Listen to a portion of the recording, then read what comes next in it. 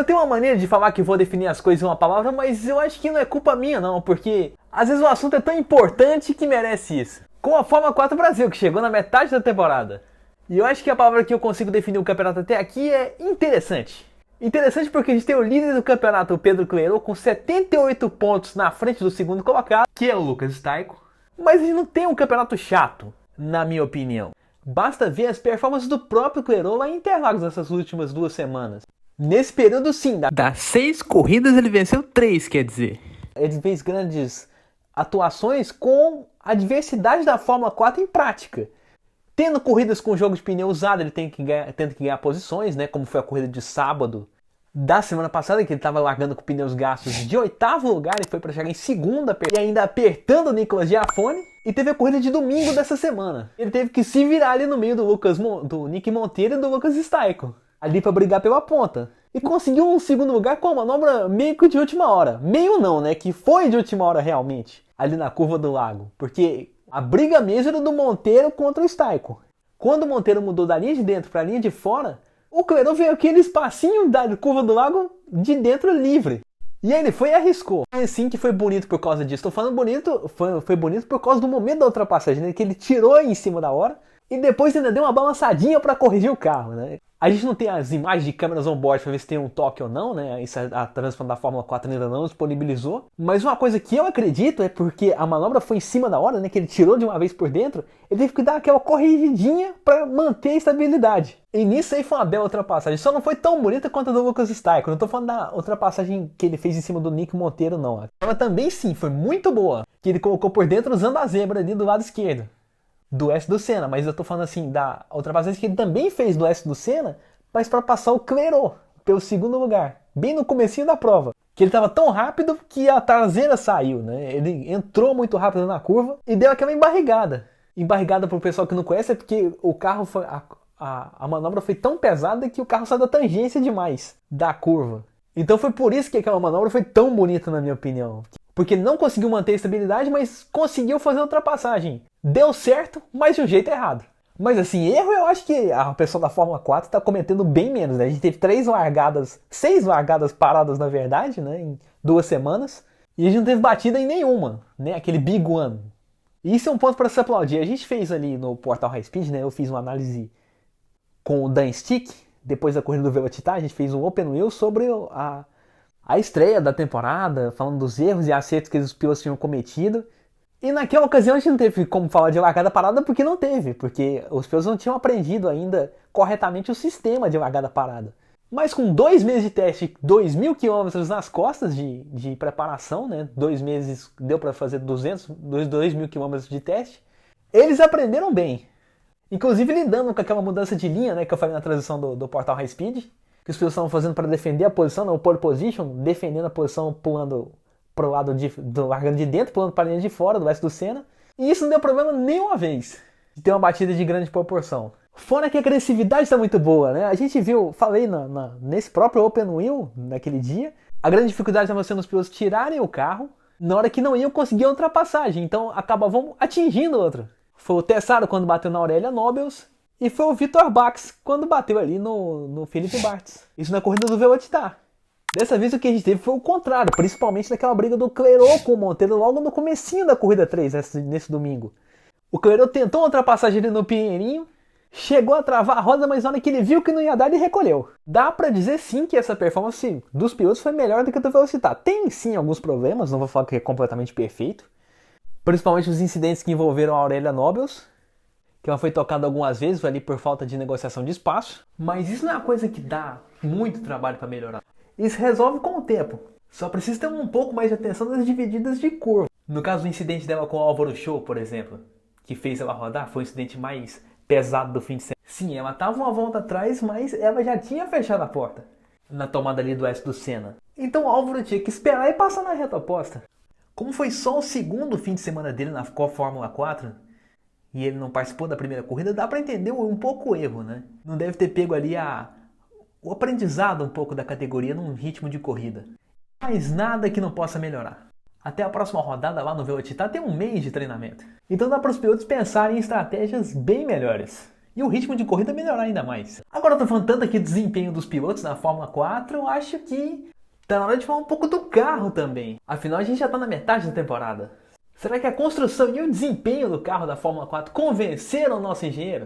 E agora tá gostando mais dessa categoria do que da Fórmula V e da Fórmula Inter, que já são categorias tradicionais do automobilismo brasileiro e que ele acompanha muito?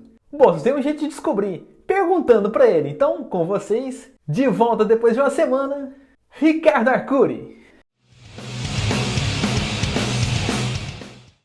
Olá, caríssimo Natan e amigos do podcast R Final. Olha, Natan, essa é uma boa pergunta. Eu não vou colocar como uma categoria preferida, eu vou colocar como prós e contras de cada um, eu acho que seria mais justo e mais legal para essa análise. A Fórmula 4 seria o pináculo do que se trata em matéria de tecnologia automotiva. Nós estamos lidando com um carro extremamente moderno, chassi Tactus, o carro feito em fibra de carbono, que é mais moderno, tem uma pegada mais elástica, que permite mais as curvas, é um carro que veste melhor as curvas, portanto um carro mais ágil em sua resposta. Por outro lado, temos uma Fórmula Inter, um conceito muito mais simples e muito mais barato até. É um carro de fórmula construído em chassi tubular, algo muito comum em carros GTs, turismo ou até mesmo estoques, mas no caso o projeto liderado pela família Minelli pensa mais em custo-benefício. É um carro mais com menos elasticidade na curva, tá? Então, teria até uma inércia maior, que pareceria ser um pouco mais pesado, mas ainda assim mantém as características de um carro de fórmula, que é ser ágil em curva, gerar pressão aerodinâmica e com uma potência semelhante ao da Fórmula 4, com um motor, já um motor 2.0, mas com uma potência muito semelhante, em torno dos seus 170 cavalos. É uma pegada diferente do Fórmula 4, que tem um conceito de fibra de carbono, mas também tem o jeitão do Fórmula, e isso a família Minelli conseguiu fazer com maestria. E o Fórmula V já é um carro mais do passado. Ele é um carro em chassi tubular também, só que ele foi construído nos anos 70 para categorias de corridas na Inglaterra. Inclusive na Inglaterra ele possui um motor 1.3, que é inclusive a mesma configuração que você encontra para pilotar no iRacing, no simulador iRacing, e aqui no Brasil ele corre com o motor AP da Volkswagen 1.6, que gera mais potência que aquele motor 1.3 inglês.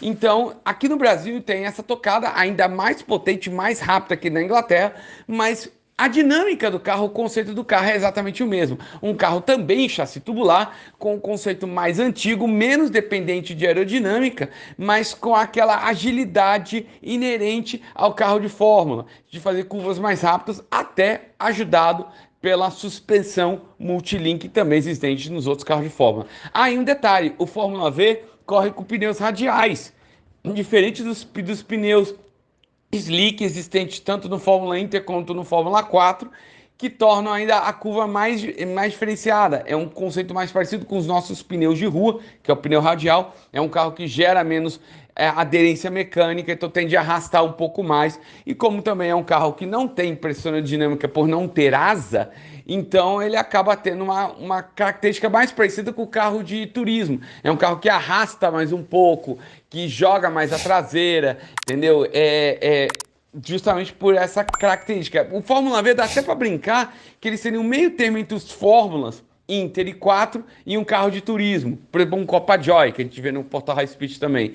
Mas por quê? Porque ele tem essa tocada mais antiga, tá? Acho que eu consegui explicar um pouco do que se espera de cada carro e por que cada um tem a sua graça, a sua coisa genial, tá? É isso aí, Natan. Um grande abraço e uma boa semana a todos. Tá aí o Arcuri meio em cima do muro, mas antes de eu falar a minha opinião, explica aí, rapaz, rapidinho o que é chassi tubular. Chassi tubular é um conceito de chassis onde ele é construído em cima de, como se fossem tubos, canos metálicos, onde eles são soldados, onde se faz a estrutura tanto horizontal quanto vertical, de uma forma a ela gerar como se fosse uma gaiola, ok? Essa é a ideia de chassi tubular. ela foi substituída pelo fibra de carbono mais para frente, que a fibra de carbono seria inteiriça, né? Mais ou menos como nós já vimos no Fórmula 1, onde ficou o habitáculo. Ele é todo construído como se fosse uma cabine só, toda de fibra de carbono. O chassi tubular faz isso, só que da forma como se fosse uma forma de uma gaiola. E aí tem essas características que eu mencionei anteriormente. Tá aí, devidamente explicado o chassi tubular. A parte que ele tá falando é a parte que protege o piloto, é aquela famosa célula de sobrevivência, né? Na Fórmula V, ela é diferente. Na minha opinião, do jeito que ela é, parece um casulo, por causa do formato redondo, assim. Mas a gente falando aqui de diferença de potência, né? A diferença de potência é ter levado muito pouco. Especialmente aqui falando da Fórmula V e da Fórmula 4. A Fórmula V tem em torno de 110 cavalos, na Fórmula 4 tem em torno de 170. Então assim, para duas categorias de importâncias diferentes, acho que a diferença de potência é até bem acessível para um piloto que queira tentar as duas categorias. Eu sei da diferença de aerodinâmica, eu sei também da diferença de orçamento que as duas categorias têm entre si. Mas um piloto que quer sair do kart para correr num carro de Fórmula seria interessante. Eu acho que a Fórmula V poderia voltar a ser mais uma categoria de base, além da Fórmula 4, né? Porque não custa lembrar, para sair do kart para ir para um carro de corrida mesmo é um grande passo. E quanto mais suave for esse passo, menor o baque. Eu sei que a Fórmula V também não é feita especificamente para pilotos jovens, né? Tem pilotos de várias idades correndo, mas seria legal também para a gente ver esse conflito de gerações, né? O piloto que quer chegar na Europa, quer chegar num campeonato de mais prestígio, começando pela Fórmula V e indo para a Fórmula 4. Seria bom, se tiver alguém da Fórmula 4 ou da Fórmula V me ouvindo, seria legal ter uma rodada de corridas em parceria. Assim, a corrida da Fórmula V de manhãzinho, a corrida da Fórmula 4 no final da manhã, aí depois vai a corrida da Fórmula V de novo, depois a corrida da Fórmula 4. E aí daria para os pilotos sim. E aí daria para os pilotos que querem tentar alguma coisa se apresentarem para o parâmetro nacional, né? Talvez conseguirem uma vaguinha para a Fórmula 4, um patrocínio. E por aí vai. Eu sei como a Fórmula V já perdeu espaço, né? Não é mais aquela categoria que revela pilotos igual na década de 70, mas podia voltar a ser, né? Ser tipo a Truck Series da NASCAR. Tem pilotos jovens que querem tentar uma carreira na Cup, que é a categoria principal da Stock Car americana, e tem pilotos que correm lá há 20 e tantos anos, né? Só lembrando do Todd Bodine, do Ron Hornaday e de vários outros ali. Bom, acho que depois de tanta coisa está na hora de encerrar. E quando o próximo podcast não chega, não esquece de ficar ligado no meu Instagram, @NatanRefinal, para ver os posts de automobilismo que eu ponho lá. Também não esquece de seguir a galera do Portal High Speed lá no @Portal High Speed no Instagram. Também no Spotify é Portal High Speed. O site deles é portalhighspeed.com.br. E o canal High Speed TV no YouTube, que a gente tem corridas ao vivo, lives, programas de análise e muito mais. Inclusive a temporada toda da Fórmula 4 a gente está passando lá. E nesse fim de semana, além dos grandes momentos que a gente teve, né, dentro da pista que eu falei aqui no R Final, tiveram outros que a gente não falou, que tá na transição lá, as análises completas, a corrida inteira, as corridas inteiras na íntegra. Então é muito show. Não perde essa não. Por hoje aqui no R Final, até a próxima e um grande abraço!